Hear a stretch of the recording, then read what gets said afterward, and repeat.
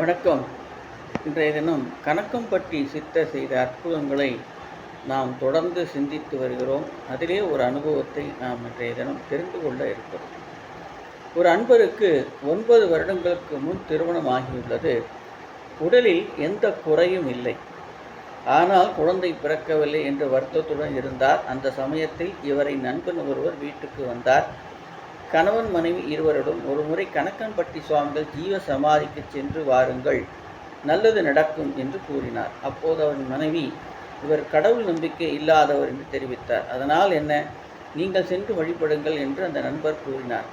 அதனை கவனத்தில் எடுத்துக்கொண்ட அந்த மனைவி தனியாகவே மாதம் ஒரு முறை என 3 தடவை சென்று வந்துள்ளார். இப்படி இருக்க ஒரு நாள் கணக்கம்பட்டி சுவாமிகள் அந்த மனைவியின் கணவரின் கனவில் வந்து தடியை எடுத்து, இன்னும் என்னடா தூங்கிட்டு இருக்க, எழுந்திருச்சு வாடா என் வீட்டுக்கு என்று கூறினார். இதனை அவர் தன் மனைவியிடம் சொல்லவில்லை, காட்டிக்கொள்ளவும் இல்லை.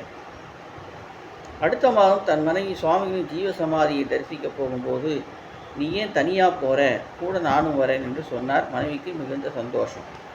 ஆனால் கணவர் தன் கனவி வந்ததை சொல்லவில்லை.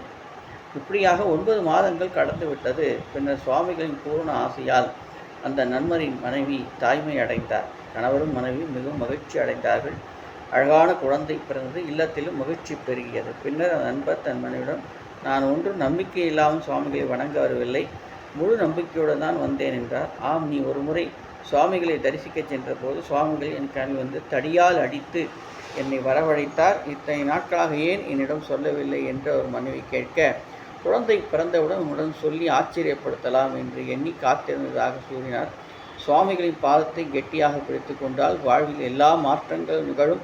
சுவாமிகள் இன்றும் ஜீவ சமாதியில் ஆற்றலுடன் இயங்கிக் கொண்டிருக்கிறார் என்பதில் பக்தர்களுக்கு எல்லளவும் சந்தேகம் இல்லை.